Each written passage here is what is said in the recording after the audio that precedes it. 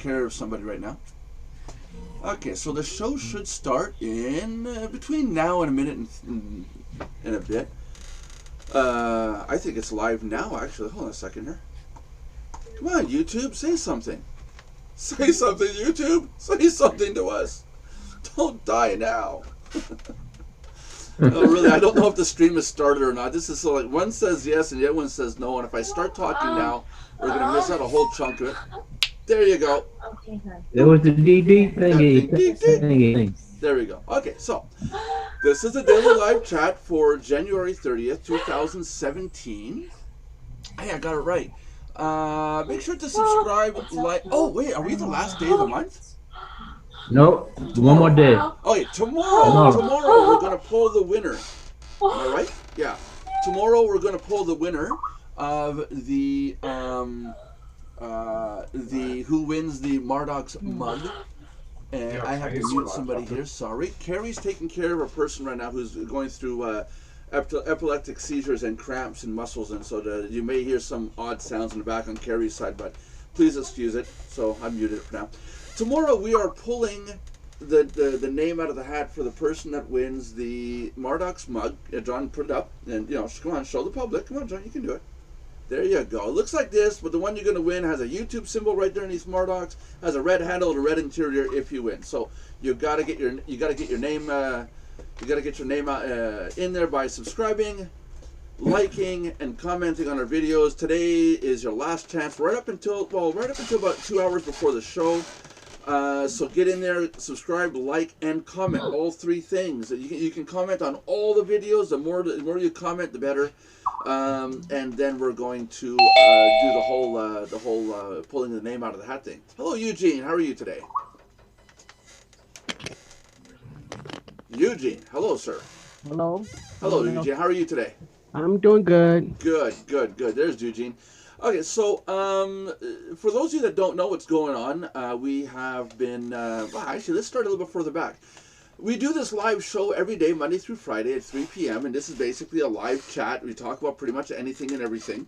This is a medium in which we're using to allow our members to communicate with us, to join in on the chat. It is recorded, it is live streamed to YouTube, and there are people that watch. So watch what you say, and don't say anything too personal. And that's pretty much it for that. So join us every day, Monday through Friday. Now we are going through a server move with Mardox.com. We're not. I put out there the other day that we're moving servers, and a bunch of people started commenting in the forums. Oh, look, Mardox is having trouble. They lost their ISP. They had to move to another ISP. And no, that's wrong. That's wrong. We're not moving ISPs. We're still with the same backbone provider called softlayer.com. It's on an IBM. It's an IBM company with an IBM backbone. And we're using full IBM servers. What it is that our server was originally set up on the 15th of July, 2013. We're now 2017, we're running off the same machine that was brand new that day back then in 2013. So, 3 years have gone by, right? July to July to July, going on 4 years now the machine is old. And we're starting to see problems like needing reboots for no reason, systems crashing, it's almost like there's bad memory or something like that. We had the opportunity with a brand new server sitting at our fingertips. And this machine literally is 10 times faster, at least, than what the old machine was. More disk space, more storage space, more, everything. Hello, Lauren. So we've taken the entire weekend to move. We were going to move all the domains, the users' domains one by one, but then we realized that Mardox is basically the core of everything. So we're moving the Mardox.com domain first, which is the biggest one, which is nearing about a half a terabyte. So we've got the domain moved over, all the databases moved over, all the stuff that needs to be installed in the back end. So it went pretty well. There was about an hour and a half of downtime. Some of you may detect weird effects, like one page showing something and then you come back and then suddenly the same page doesn't show anything. It's because you're hopping between two servers right now. Until your ISP updates the IP address of our new site, our new IP address, until that's updated, you're going to hop between two locations because of the way the DNS network works. So with that, our next step now is to move the domain names of all our members. Anybody who has a domain name hosted with us, those are going to be moved to the new server also. We'll contact you one-on-one and tell you what the new password is via email, all that kind of stuff. But that's mostly for people that log in through FTP or cPanel and stuff like, to set up your email accounts and all that. But those moves should go pretty smoothly. We're gonna back up your site, move it over, reinstall it, put your databases in. But you'll still have to go in, and if you're using cPanel for email accounts and stuff like that, you'll still have to log in and make sure everything is the way it's supposed to be. There shouldn't be any lost data, but we do have backups. So if you find something's missing or not right, open a support ticket, let us know, and we'll take a look and see what's going on. With that, wow, hey, we're getting people watching today. Hey, Lauren, how are you today? Okay, how are you? I'm doing good. You guys have a good weekend? Yes, I did. And you? Yeah, no, I say you guys because I understood you were out working on your brother's house. I saw something about I that. didn't go there this weekend. I didn't go there this weekend. Oh, it was. I went there last week. Oh, wow, I'm totally out of date. Wow. Yeah, you're a week behind, dude. I'm a week behind. Yeah, that's it. Okay, so John wanted to talk about finding your niche. I think it's always a good topic. There's too many people that are too vague. I got some comments on that relative to YouTube, but just to show you guys how busy I am. John, I was showing John an article, and you guys can comment on this. I put the link in this chat here. Oh, hey, look at that! There's my stress ball.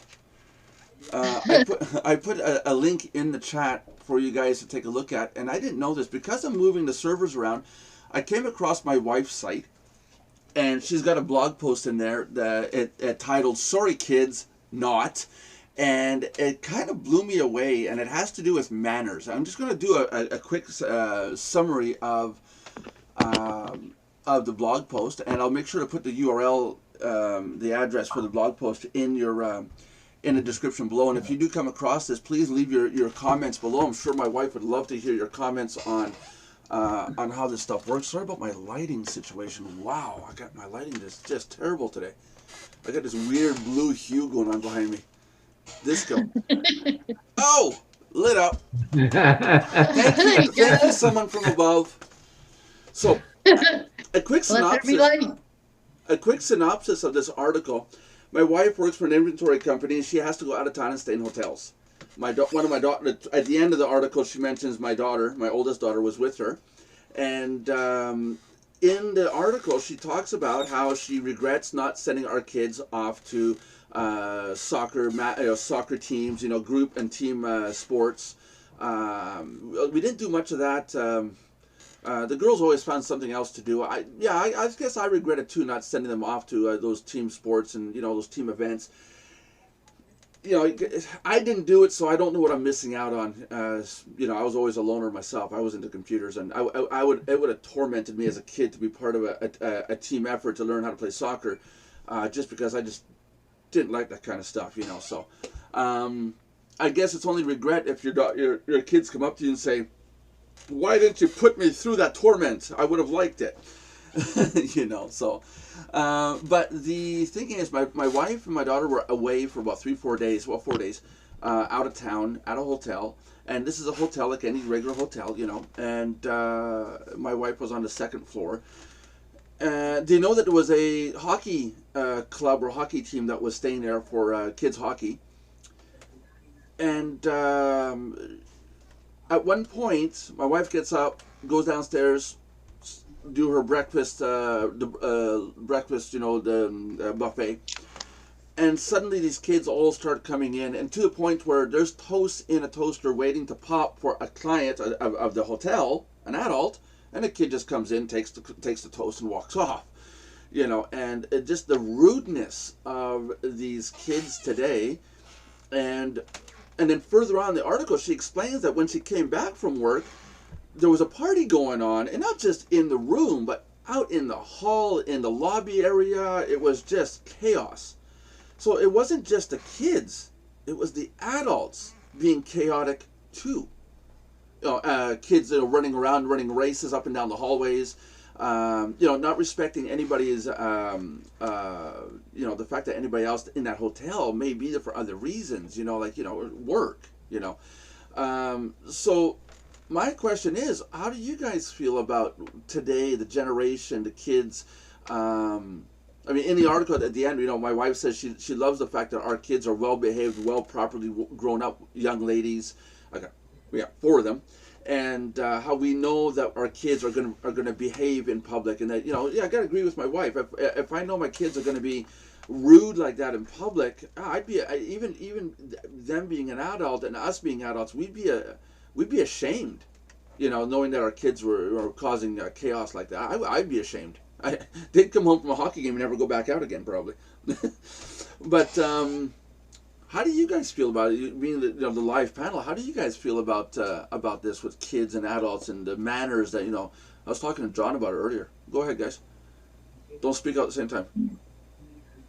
Well, personally, I think these days adults don't take enough responsibility to discipline their children.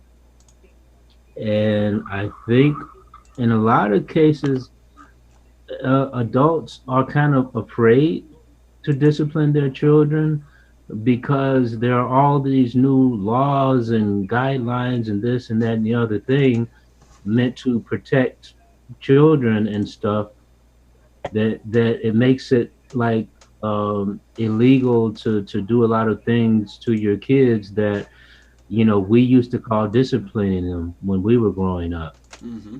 And some adults use that as an excuse not to discipline.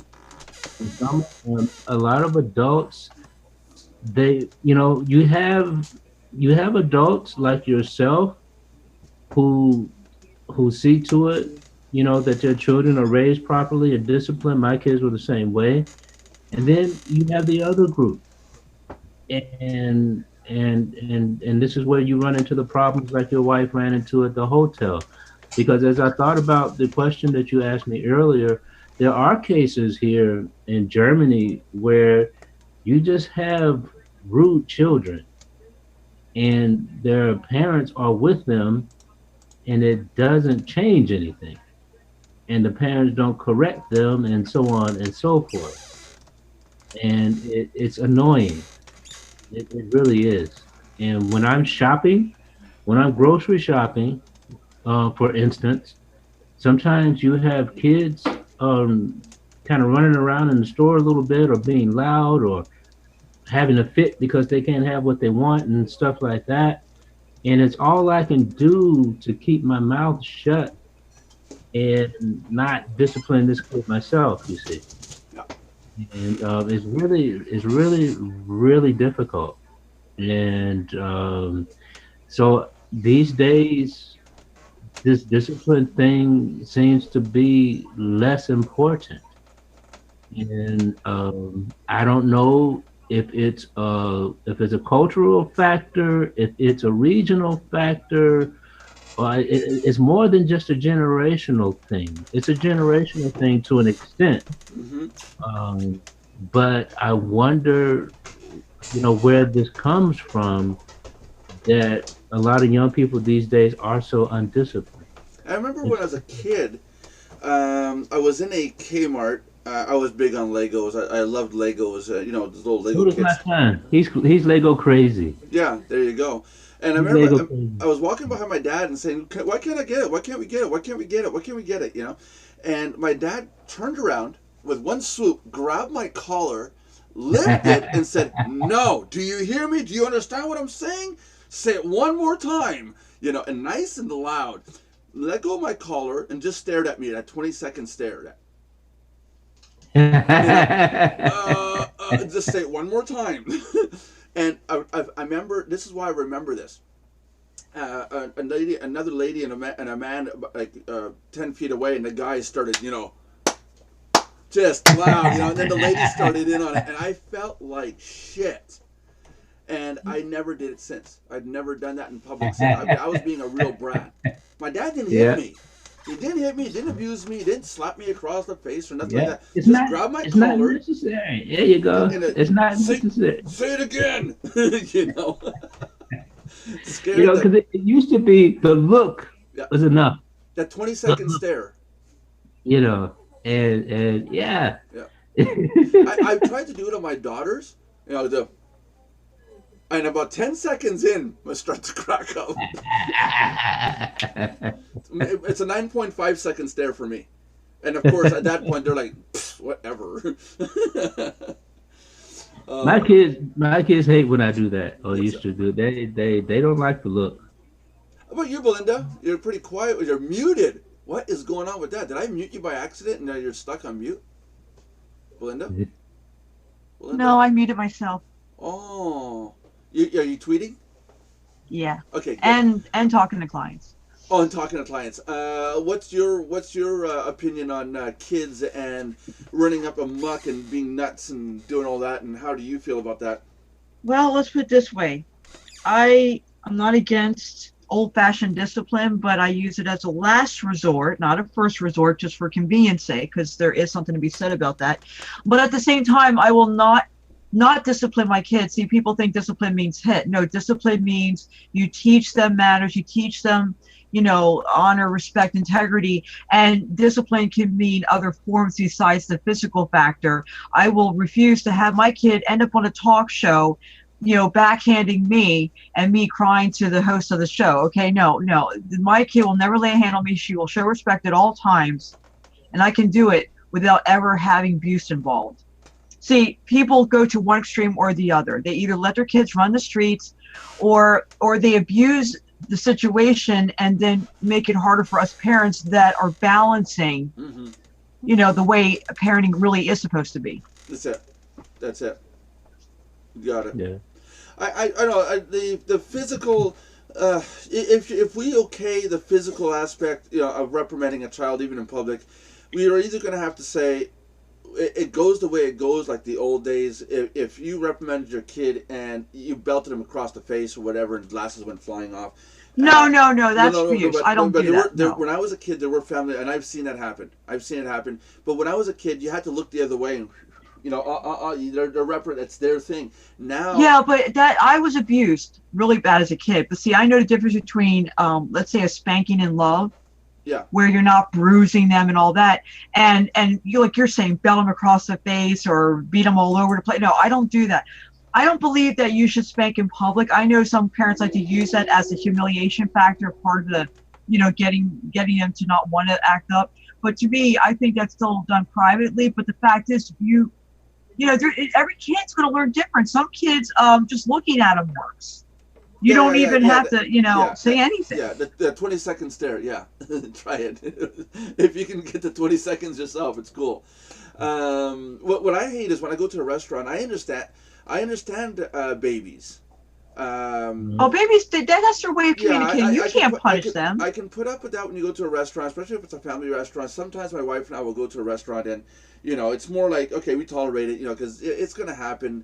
I think for any, as parents, how can you know? And you can't ban parents that have infants, like babies, like, you know, 1-year-olds and less, you know, and they're in the high chair, you know, and they start to cry. Yeah, it's annoying to listen to. It's not your kid, but, you know, it's like, you can't ban parents from wanting to enjoy themselves having a meal just because. That's different. Well, luckily for me, I breastfed, so when they cried, I hooked them up, and they were happy as pie. Well, yeah, there's that, and I'm all for breastfeeding. There's no problem there.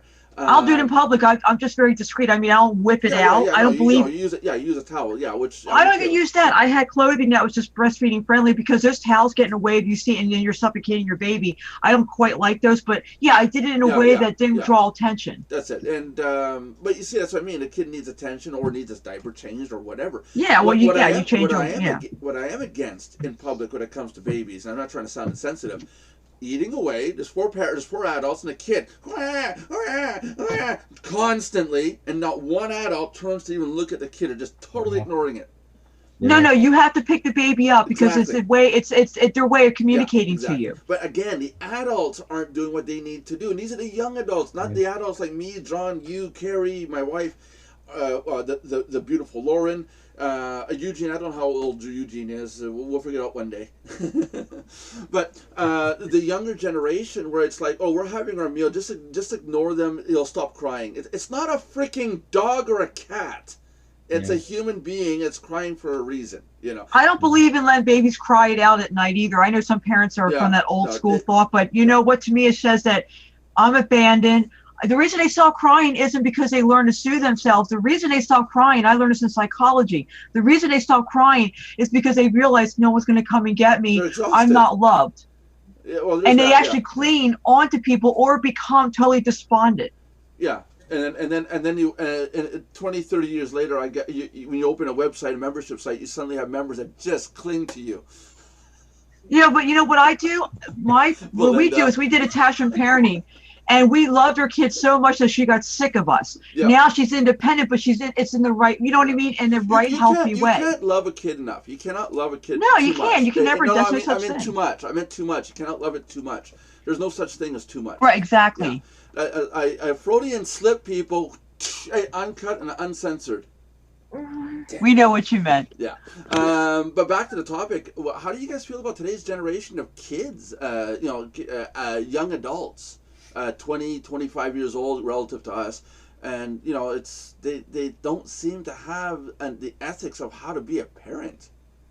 It's like, oh, I'm 20 years old, my kid's running around like a nut, or I'm 30 years old, my kid's running around like a nut. Who cares? How do you guys feel about that? Yeah. I can excuse the kids for bad upbringing, but what about the adults? Yeah. There is no excuse. There is no excuse for it. One time, I told one of my kids when I got home, we were at Walmart, and one of them did something wrong, and it wasn't really her fault. It was my fault. Went to the mall. I got her a big ice cream. Yeah. By the way, as a young adult, a young father, kid is only 3, 4 years old. I think she was 4 when I got her that huge ice cream, right? Roughly 3.5. Yeah. Huge ice cream. It was a foot tall. It was chocolate. It was full of sugar. Num num num num num num num. Sugar rush from hell. Got home, and I remember that because my wife got on my case. I was getting upset. I was ashamed that my kid would not calm down. We had to leave the mall, and got home, and I realized if she misbehaves or our kids misbehave, I feel ashamed. I feel like I failed as a parent. Any parent there watching our kid take a temper tantrum because she was on a sugar rush, they don't know the sugar rush part. Yeah. And today I feel like I'm justifying myself. It wasn't my fault. It was a dang ice cream, like my wife says. And hey, I told Sandra, if you want to comment, you got to get on the show. Okay. My wife was example in that rule. About that kind of thing. We just feed the kid. There's a wall here I'm going to be taking down soon. And you're going to see her gorgeous face on camera. You're building a big, glorious wall, right? No, I'm taking it down. Oh, you're taking down the wall. I'm going to take down the wall, and you're going to see my beautiful wife in all her glory, because I think she's beautiful, and she doesn't bloody believe me. Watch me get triggered now. John. So, that's where I realized when we got home, got Sandra finally calmed down. It was Sandra, it was my youngest one. And it was then I realized that in public, when the kids misbehave, it's not the adults don't look at the kid. They're not saying, "Oh my God, look at that kid! Look how it's misbehaving." It's saying, "Why is that kid like that? And why are the parents? How did the parents screw up?" Because you got to remember, these people only see a little tiny viewport of what's actually going on. And my question is always, why isn't the parent doing something? Yeah, I was driving along yesterday. I was doing snow removal. No, the day before yesterday, and there's a sidewalk. There's these young kids, kindergartners, and some parents walking by. And then there's these 1 or 2 kindergarten kids walking down the sidewalk. But for about a half a kilometer in each direction, there's no adults. There's no adults. Where are the parents? When I was a kid, I was walked to school. Where are the parents today? I mean, these kids are left at such a young age.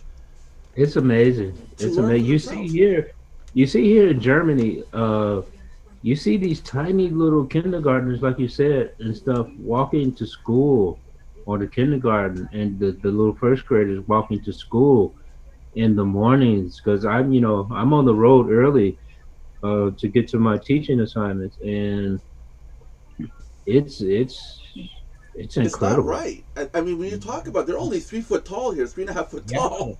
They yeah, look like little mini and Ewoks walking with snowsuits. yeah, yeah. It's amazing. We yeah, it's amazing. That's Yeah. it. There's and again, we're the parents. To me, when I look at that, I think the kids are left at such a young age to learn for themselves. Where just having you as a parent walk with you, I think is better. It is. Granted, we at first used to stand out with our kids waiting for the bus when Sandra and the younger two Right, started, taking the bus to school. After a while, it was okay. The bus is waiting. Hurry up! Don't miss it. right, But I mean, right. they had to walk to the end of the driveway and wait for the bus. We're lucky we had that, or they had to go to the corner of the street. It wasn't far away. A house. It was one house away, one property away. They never had to walk kilometers or miles or anything like that. But they were always still in line of sight until they got onto the bus. And when they got dropped off, it was the same thing. They crossed the street and right back in. We were very lucky for that. But if I think about it, if I was living in town, having the job that I have, like doing this, I would take the time to walk my kids to school. At least make sure they got to school okay, or drive them. Because now, Yeah. here in Canada, they're talking, or here in Quebec, they're talking about getting rid of the school buses. They're building more schools locally, much closer to house clusters, allowing kids to walk within a kilometer to get to school and back, walking. So they're looking at getting rid of buses. Okay. So it's there's going to be more and more of the I'm alone, you know, the walking down the street, poor little things, you know. So that was it was a really interesting blog post. I have it I put the link in the description below the blog post for my wife's blog, and I think it was a really great article. Go in there if you guys can. Go leave a comment, your thoughts. I think she'd love to see that. I think that'd be a big. That'd mean a lot to her. I'll check it out. I hope she does more blog posts. Like I said before at the beginning, I didn't know. I went in wondering what was on the domain and found out she had a blog. How about you, Lauren? Yeah, do you have any kids, or what's your situation over there? You're muted. You gotta unmute, Lauren. You have to unmute. Lauren, there you go. No, I don't have any kids. Oh, Oh, I'm sorry. she's I not gotta passing fix on. something. You're not gonna pass on the perfect genes. I gotta fix something.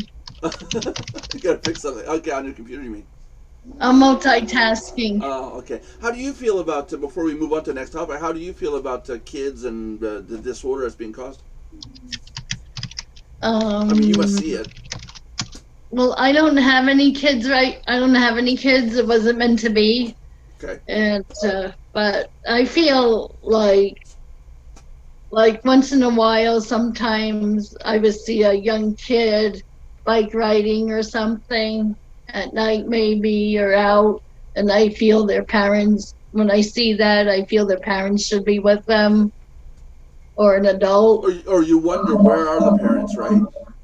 Uh-huh. Yeah. No, I was told as a kid you gotta be in before it gets dark, and no matter where we lived or even out in the country, I understand today why we had to be in before it got dark. I understand. When we moved to a place out here called Stoke, and I used to leave my bedroom window open. That night, we're in the country. There's nobody there. I mean, and all of a sudden you start hearing the howling from the wolves and coyotes. Yeah, you want to be in before it's dark. It's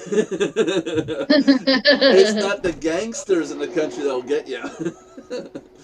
It's the multi-toothed canines out there. Oh, now there's mountain lions. Beautiful. The coyotes. There's coyotes. There are mountain lions. Or out there. bears. Yeah, no, not necessarily bears. Well, yeah, there are bears out in this area, but there are mountain lions out here also, or wild feline, wild cat. Wow.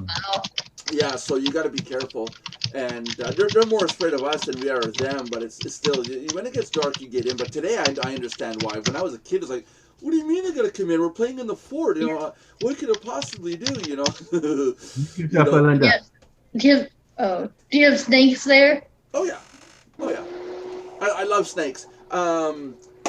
my clients have pools, and at the pool filter system has a little tiny hole at the bottom of the filter system, so let the air out because it's black, right? And heat expansion. Snakes, garden snakes, will get in there and curl up because it's nice and cool and damp, right? And they'll just sit there. Well, when the client goes to do something with the filter or the pump, well, now they come out of the hole. So they call me to get it. I'll sit there, tap on the filter, and as it pokes its head out, got it. Now I got a garter snake long like this in my hand. You see the clients going, oh! when they do that, and you can see the tail going, because this thing wants to get away, right? And when you do that, I can probably at that moment turn around and say, okay, now I got to bill you $150 for this one, and they probably go, here's your money. They're terrified of a snake that even if it bit you, it made little puncture wounds, and that's it. They don't even hurt. Their teeth are so fine, you don't even feel it. It's like little hypodermic needles. It's more the fear of a snake is how we're raised about snakes, and spiders and stuff.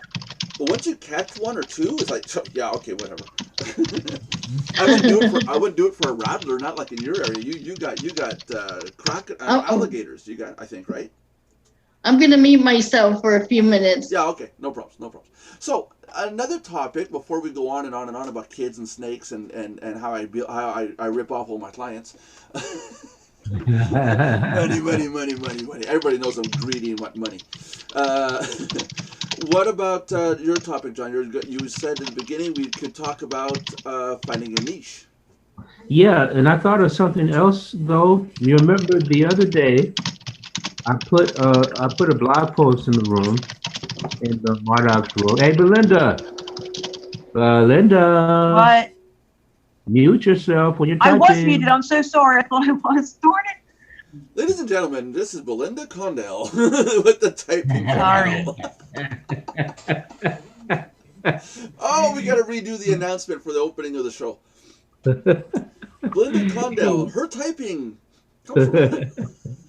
Anyway, John Olson wrote this outstanding blog post about 4 brutally honest truths about affiliate marketing, right?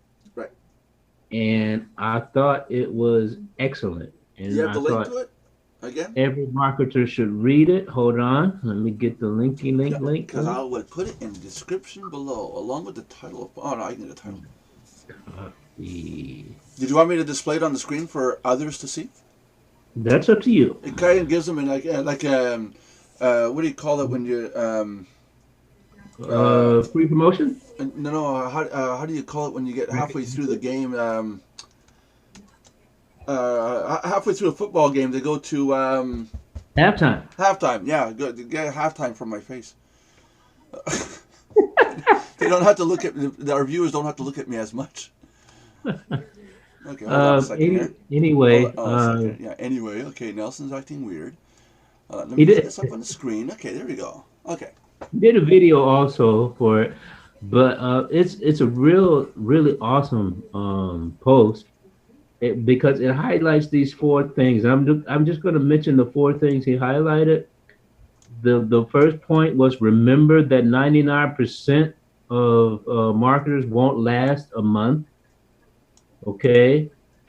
And then the point number 2 was you need a list of 3, not 3,000.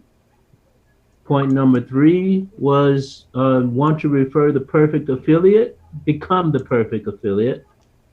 And point number 4 was be everywhere you can. And he expanded on each and every one of those points. And I thought the things that he had to say about them were very, very, very interesting.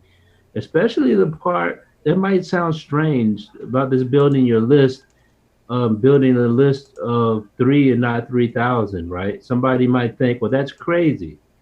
But you think about it this way. You know yourself, Nelson, when in the back office, you know how many people are inactive, right? Mm-hmm. And there are lots of people who are inactive. And some people beat themselves up trying to figure out how to get these people active and this and that and the other thing. It's a waste of time. You concentrate, let's say you have a list of 1,000 people, right? And one person is active, right? Is like really, really active. And that's the person you concentrate on.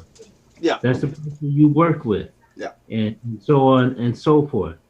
And Yeah. because the other people, they're not going to do anything anyway. So why waste extra time Yeah. on that? When I every time I set up an affiliate program, including the one we're on right now, we got to about 1,000 subscribers, 1,000 members in Mardox, and then there were a few of the members that were serious. They're the ones that took the time to talk on Skype and start talking. John, Yeah. for example, and as a site owner, or not even a site owner, even John. You can imagine let's imagine the whole structure, the affiliate structure as a tree, and I'm at the very top. I look at John, my wife, and all the other ones below me, but John can take his tree and look at all the people below him, and the same effect. You can see when the ones that are really trying to make an effort and go forward and promote, and they're talking with you, and hey, what are you doing today? How are you promoting? Can you help me out with this? Do you have any suggestions? They're talking with you. Those are the people you do not want to ignore. Those are your three, not your 3,000. But it does take 3,000 to get those three. It's about 1,000 to 1 ratio to get a good one. Yeah, sure. Yeah. And when you do get those people, when you get those gems that come in, those should become your best friends. Not friends in the sense of they're not going to pay, but those should become your closest assets. Yeah. And really help those people out. Exactly. That's the thing, because people concentrate too much on numbers and stuff, I think, and not on the interaction and interconnection and networking and stuff like that, because you want to encourage these people to do the same thing. You see. That's right. And so I thought that was a very interesting point. And then this point about if you want, what did it say? I forgot.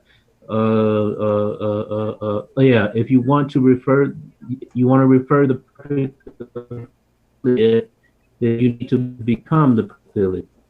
If you want to be a good affiliate, be a good affiliate yourself. Show by example. Yeah. Exactly. Yeah. It seems like a really simple concept, right? Well, you want an example with that? Show by example. We're talking about setting up a whole French side at Mardox, a whole division. It's all in French. And the only reason why these people want to come in and help convert all this into French is because they see us on the show every single day, no matter what. We've bent over backwards to get this done. We're showing by example. Right. Because it takes a lot of effort to do this. It's commitment.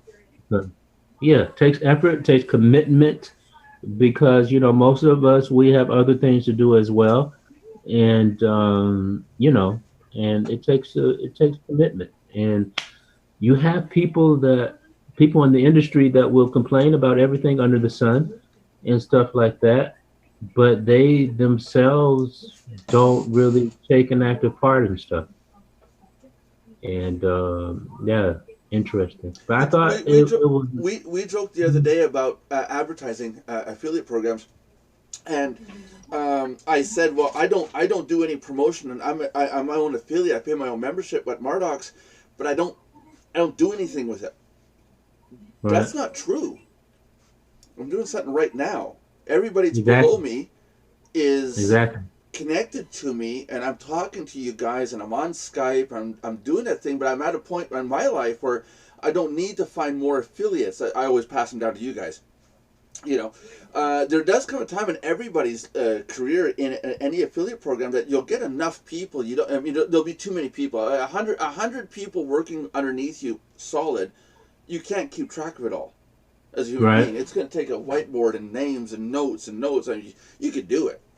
A person could follow 1,000 people, but it comes a time where you got to say to your people below you, "Hey, do like I'm doing." You see, And yeah, they call it MLM, but it's the way it works. Work smart, not hard. So yeah, I am doing something. I'm doing Yeah. something in the extreme. I don't even notice it. Yeah. You know, That is true. that's it. But a little True. comment on that about the amount. Anybody starts an affiliate program of any sort, it doesn't have to be a membership site, but starting an affiliate program, a lot of people get discouraged after, say, 4, 5, 6 months, and there's only 100 members. Mm. Work on those 100. You need 1, 2 people as what you could say evolve from being an affiliate to an associate, somebody Yeah. you'll talk to on a one-to-one level.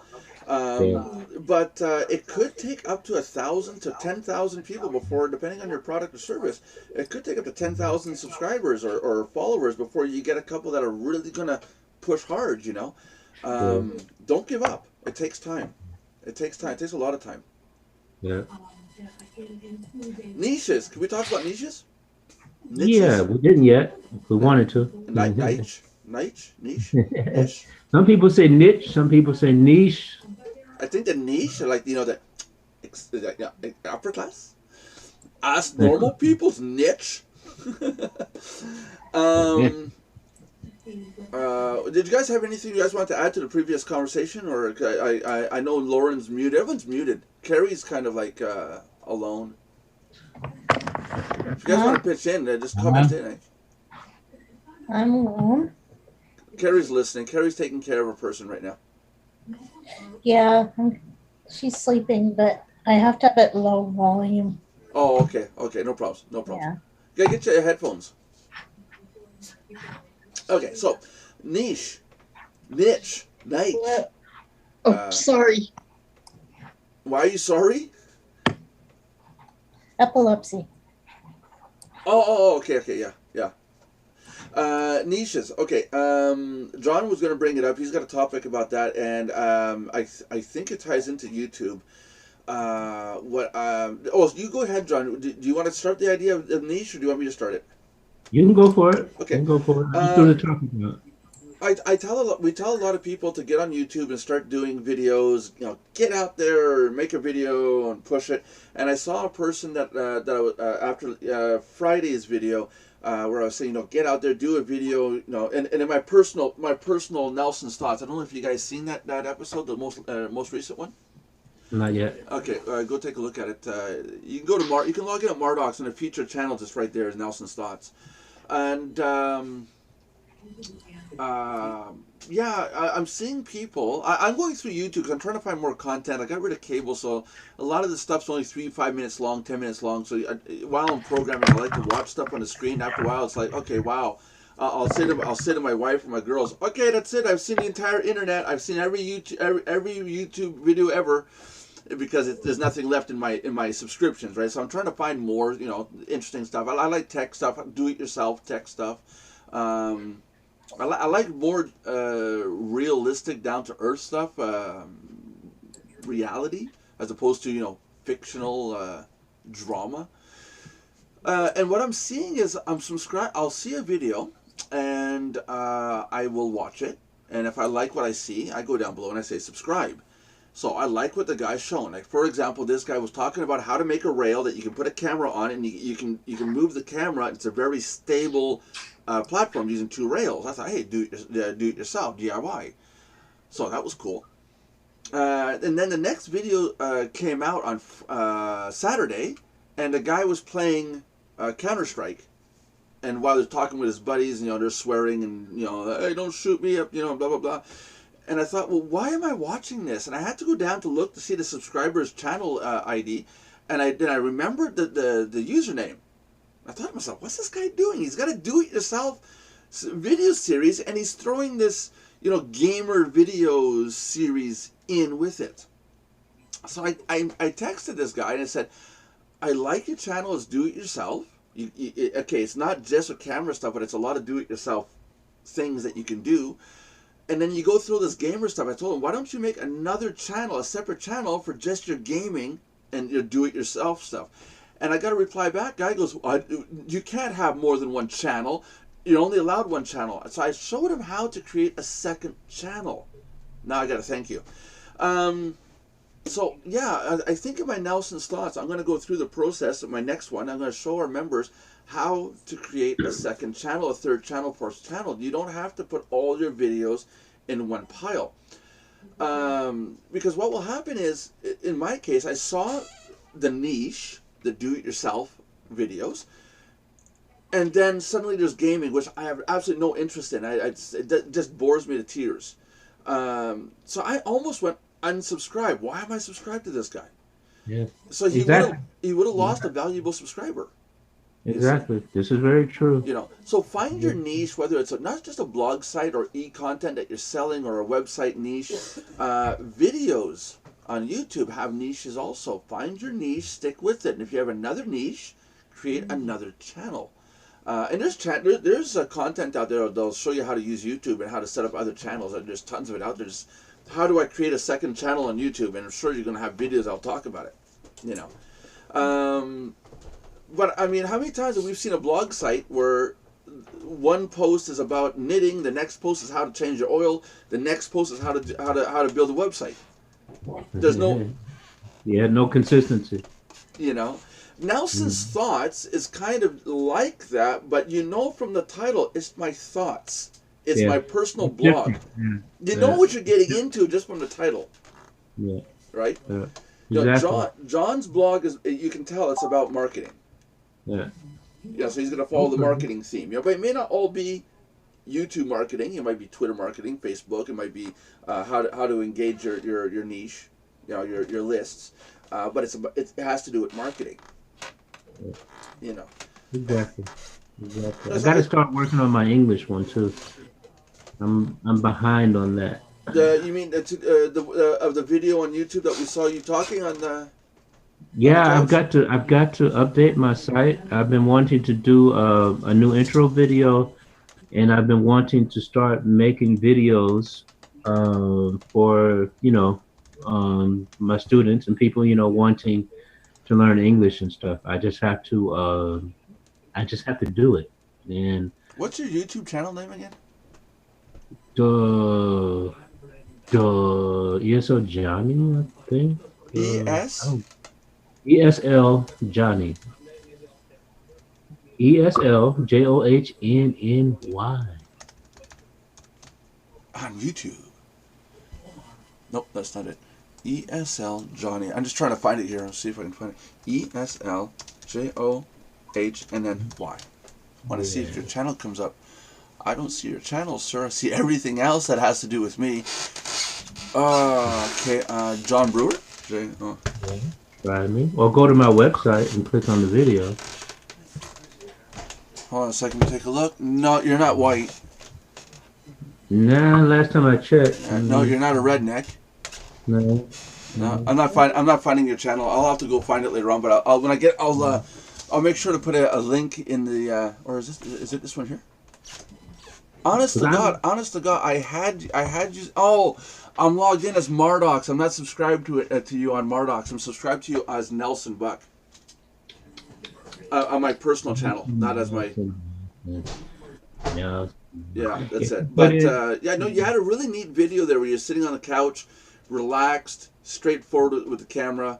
You did an awesome job on that. If you can do more videos like that, even just inspirational videos, that would be awesome. I'd love to see more content. I've got a lot of stuff going on up here, and I've been wanting to do it, but it's just having the time and the energy and all of that to do it, Yeah. And because especially now I'm back, teaching again, and all of this, it takes an incredible amount of time, but I really need to start getting into it. One person, I said in one of the previous videos, I've got to get around to making my own videos on my own channel, my personal channel. And one person said, well, Nelson, you already do go above and beyond 5 minutes. You do the daily live chat for an hour, where most people can't even find 2 minutes to do it, blah, blah, blah, even on camera, like I was saying, a selfie, Right. And I'm doing a whole hour, and I neglected to mention this. This is... our thoughts are what we have to say about a topic. Yeah, exactly. So we do. I do it every day. Yeah, you're out here doing your thing, and That's You it. got a few of us. We come up, and get on camera and blah blah blah and stuff. And you know, that's a lot more than a lot of people do. That's true. Uh, That's true. a lot more. Yeah. And the thing is, my personal site, I'm gonna start doing. I'm gonna revamp my personal YouTube channel, my niche. I'm gonna start talking about. I think I'd like to keep it personal thoughts, but it's almost too vague. I was thinking going and talking more about the content that's at Mardox, the ebooks, the packages, the video series. Do a commentary on these different packages that are out there, but I don't want it to come down to, okay, here's a video set. It talks about this. Okay, have a nice day. Goodbye. It'll become mundane. So I'm trying to see what I'm going to do with my Nelson's Thoughts series. And I'm thinking some people just like the fact to know what's going on in Nelson's head. It's kind of weird. I mean, they want to understand what's up here, Very And stuff. I'm not trying to sell throw a pitch or say, hey, come sign up to our website and make $1 million. There's none of that. It's just let's just be human and talk amongst each other. So it doesn't have to be a niche as such. I'd say get out there and start making content. That's what I would say to do. To anybody. Just Yeah. start doing. Get out there and do something, So- and take what you like and do something about and it. do something about what you know. Yeah. Oh, my- Because you should follow your passion. How many times have you seen a YouTube channel where you can tell the person talking has no clue what he's talking about? You can see right through it. Exactly. If you're gonna write a book, write about what you know. If you're gonna do a video on what you know.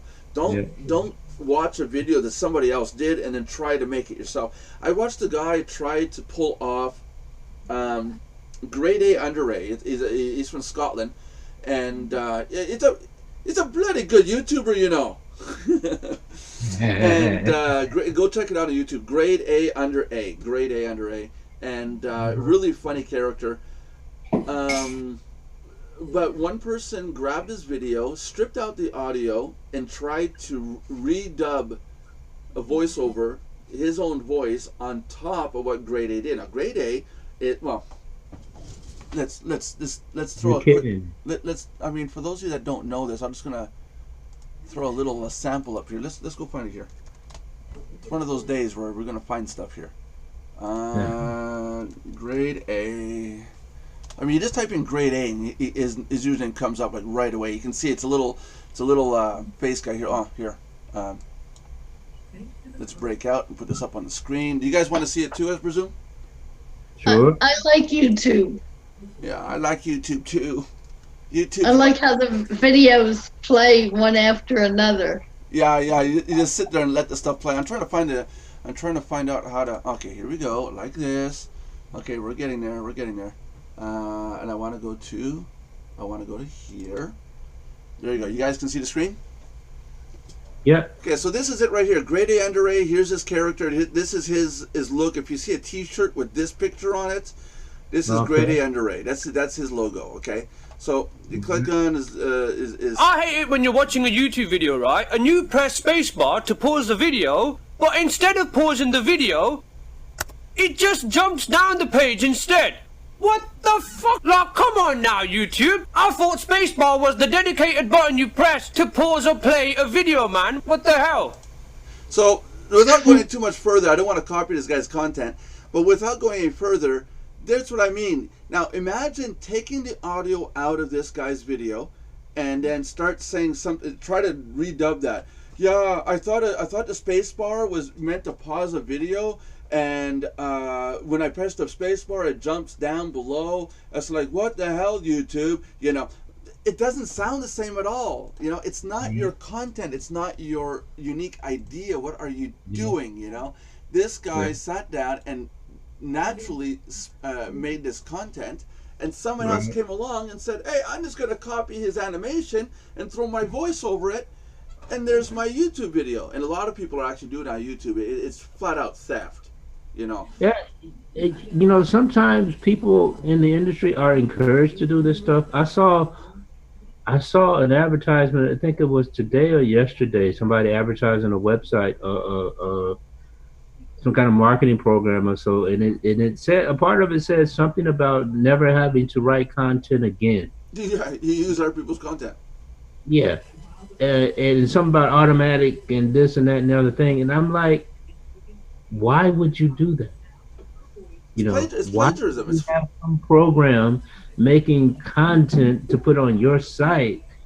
Uh, it's ridiculous. It's for the hits. It's for the hits and the views. Yeah, yeah, That's yeah, all it's for. It's garbage. I hate going to a website, niche, garbage niche, and Yeah. you start to read a paragraph, and what would normally read, never have to write content for your website ever again. No, seriously, get our software for a very low price, and we'll write the tech content for you. Now, that would be the normal paragraph. You get to the website, never write content ever again. This is true. Get our software, and then the last phrase up above, limited time offer. You know, it's all like mixed up. It's a shredder. What they do is they look at what a sentence is. You break down all the text and find the sentences and reorder all the sentences. And YouTube and those guys in Google, they see it as brand new text. Not good. Okay. Not good. No, we lost Carrie. Goodbye, Carrie. We used to love That's her. ridiculous. That's That's it. ridiculous. You know, Yeah. I mean, I would hate to see someone take this video, strip out the audio, and try to dub over. That would be interesting. That would- Hey, no need to do the content. How much effort are they going through to redub something just because they don't want to do the graphics? How much effort do they have to put into it Yeah. to redub Yeah. something? The timing, the editing. Just make it yourself. Exactly.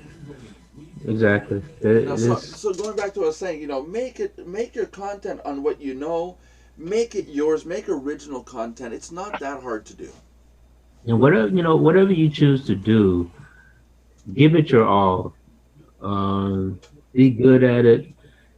Be very knowledgeable about it, because you have people who, they just like to promote affiliate programs. Okay, if that's your thing, fine, do it, but do it in a way that you're not just promoting a bunch of affiliate programs on a bunch of different traffic exchanges. You have to have some kind of rhyme and reason to what you're doing. Yeah, don't do like we do at Mardox Resource Area.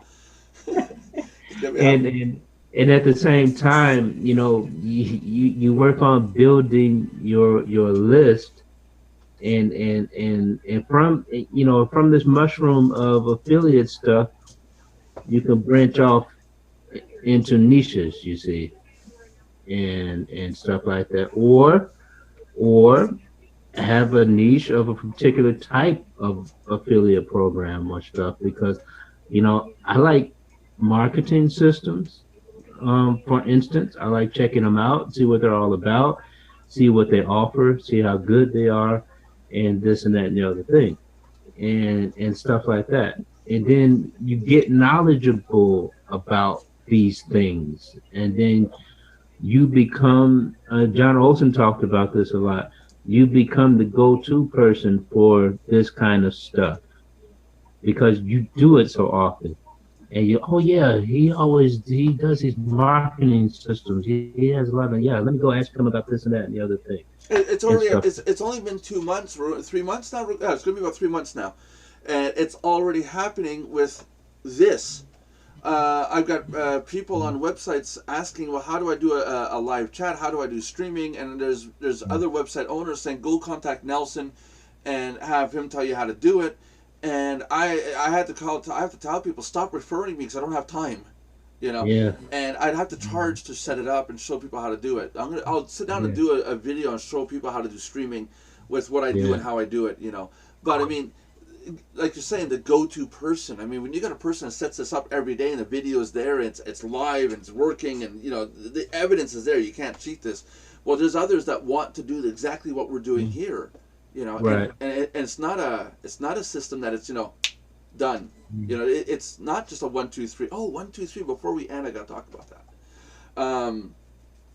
But I became the go-to person for live streaming in our community. But please find somebody else who knows live streaming. Anybody. There's two other little topics before we end. One is we may start to live stream on Twitch instead of YouTube. There may be a function, we might go that path if YouTube does not unlock our fan sponsoring button. YouTube is supposed to be able to allow us to accept donations right on the YouTube page. It's for paid content, but Twitch allows you to accept subscriptions, which people can donate or pay $4.99 to have extra benefits in the in the chat each month if they pay $4.99, and the Mardox group out of those chats would make $3.50 a subscriber. So 1,000 subscribers is only $3,500 a month. I mean, it's not much. Yeah, so what are we going to do with that, right? Yeah, look, chump change, right? Chump change. I was like, oh. But no, it's seriously, there's a lot of money to be made on Twitch. I'm looking into creating a Twitch. I have a Twitch channel. I'm looking into getting it set up. So instead of streaming to YouTube, we might stream to Twitch and then put a copy of it up on YouTube. A student of mine, he's a gamer. Mm-hmm.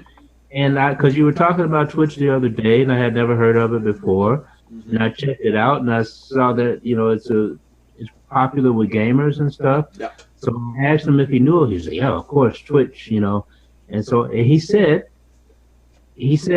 there's this old lady in her 70s or 80s or whatever. In a shoe. And she has so many kids now.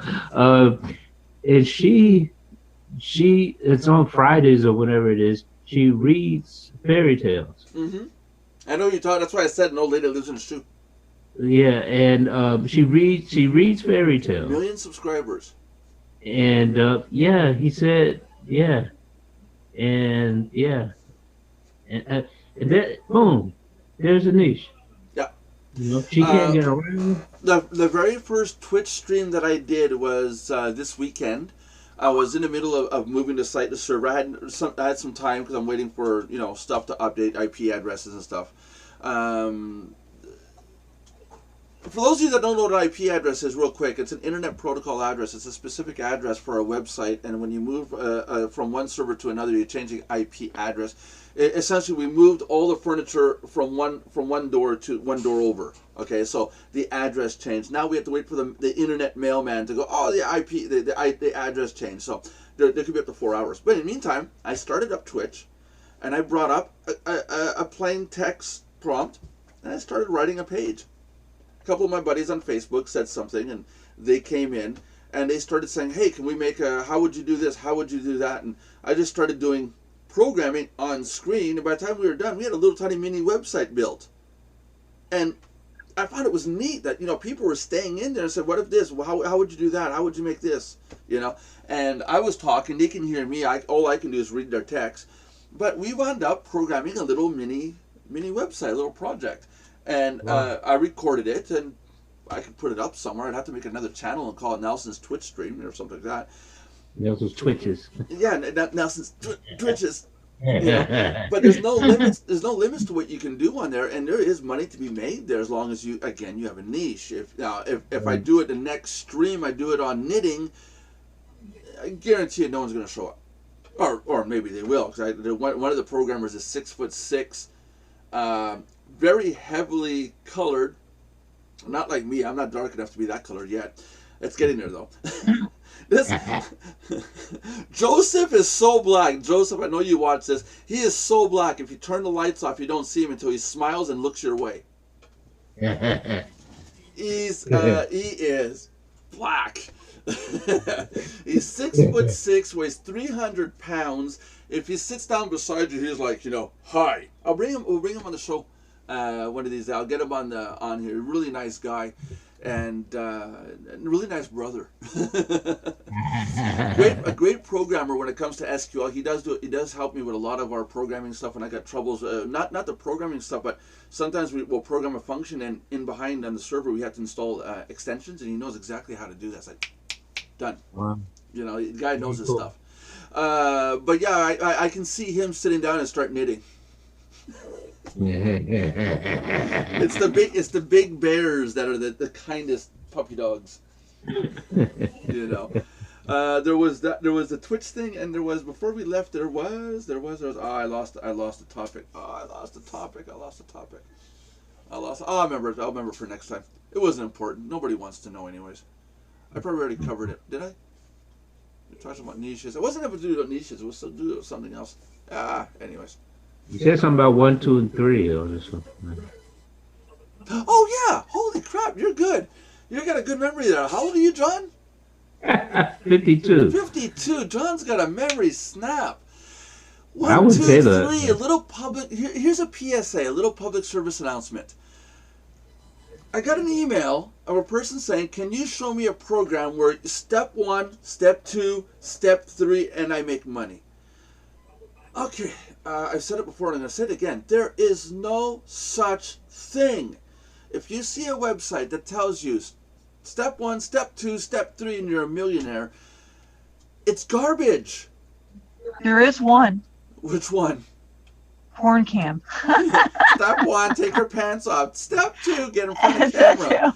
Yeah, okay, let's not promote. Okay. I'm sorry. Let's not promote the second best search engine in the world, Pornhub. I'm sorry. Oh, you would know. Sorry. Yeah, no, I would know. Yeah, I don't watch stuff. No, but seriously, people, if you get an email or something that says 3 easy steps to making money, really, it doesn't exist. And I will pay a reward to anybody who can definitely show me a program that step 1, 2, 3 make cash. I will pay them a reward if you can show me a program that will come out and make me cash. You know, these promises that they make in 3 steps, and boom, I'm on my way to becoming a millionaire. I will give you half of what I make. I will do it. Find me a program and I will run it, and I will give you 50% of what I make on it, guaranteed, for life, for as long as we run it. I might know of one. I don't think it is. You got a 1, 2, 3 step program that will make you a ton of cash.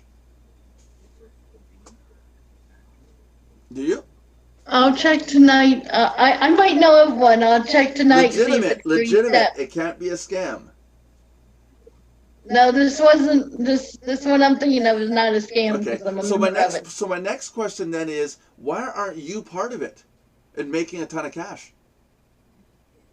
Huh? Why aren't you part of it and making money with it right now? I earn a little bit of money with it already. Okay. I'll take a look at it. Honest to God, if I run it, I'll give you half of what I make if I make money with it. But there's so many of these people out there seeing these programs and stuff, and it just turns out the person that wrote me the email was my dad. He wrote the email to me. He says, "Nelson, go take a look at this website and tell me what you think. It says 3 steps. I can start making money and all this stuff." And I wrote back to him. I said, "You got to be kidding me! It's a Ponzi scheme. You know, there is no such thing as a 1, 2, 3 step thing. You've got to put work and effort into something."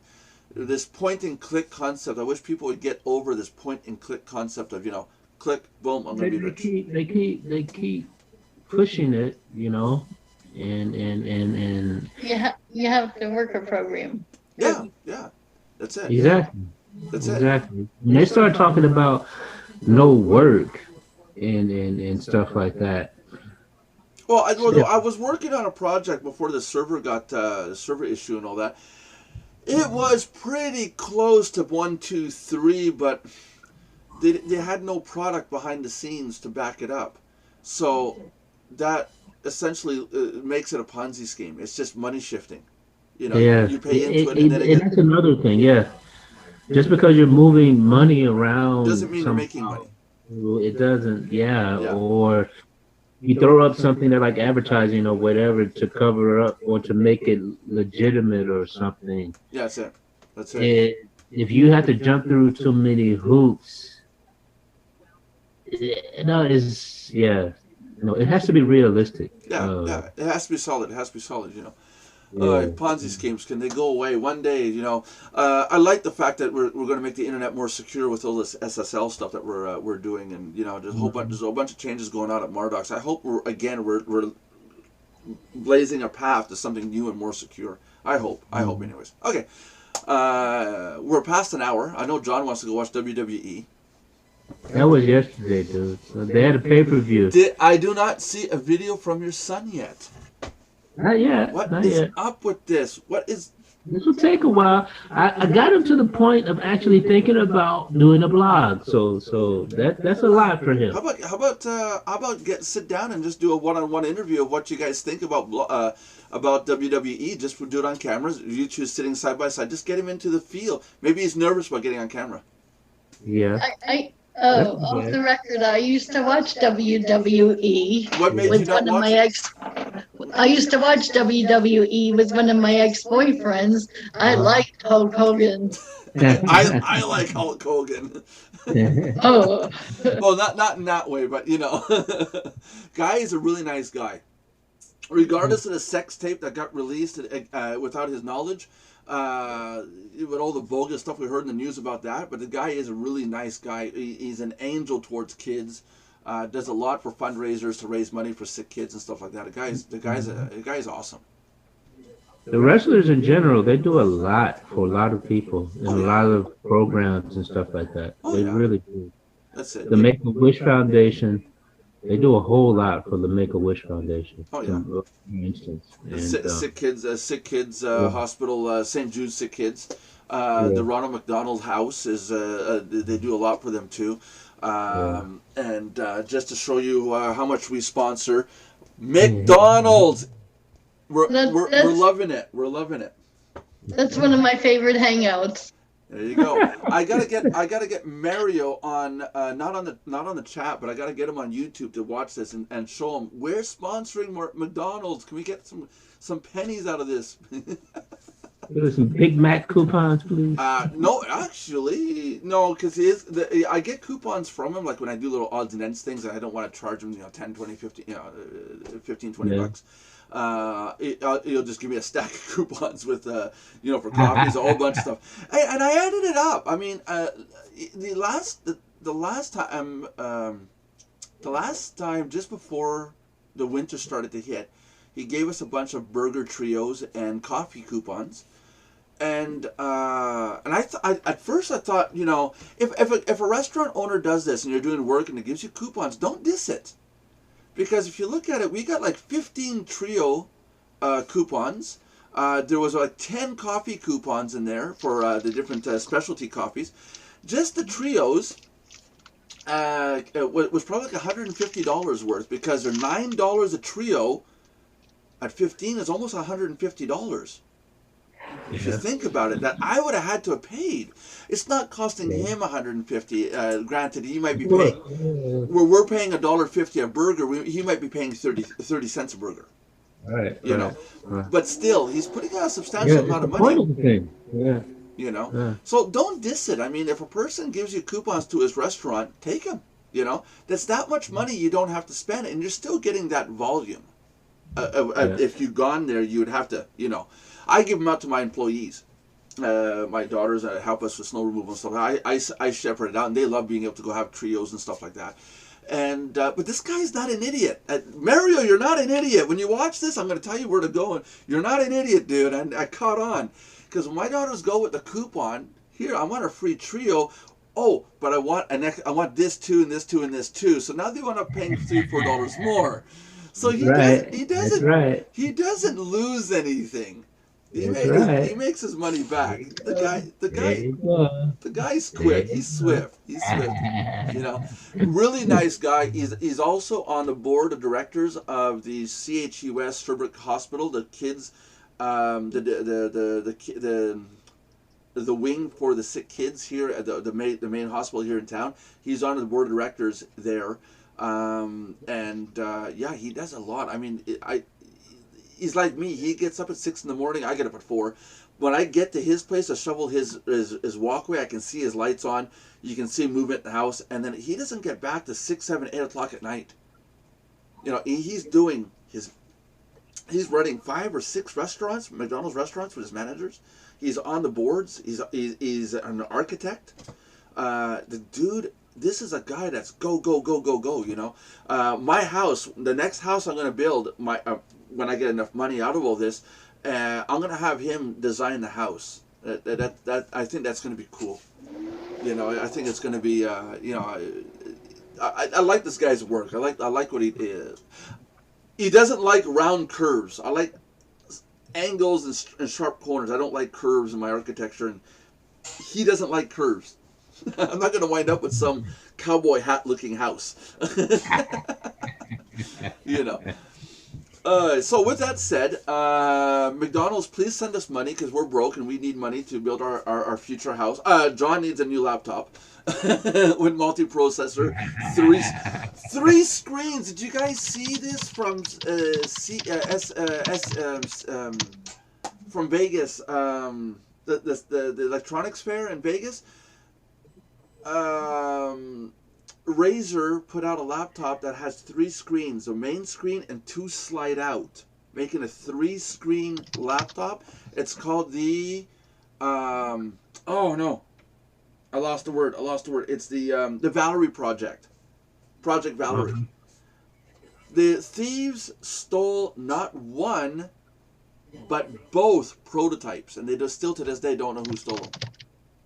Really? Yeah. It was the only laptops of their kind. Think about it. Slide the 2 screens in, close the lid. It makes for a really thick laptop. Wow, 3 screens. All screens were 4K display. Beautiful machine. Beautiful.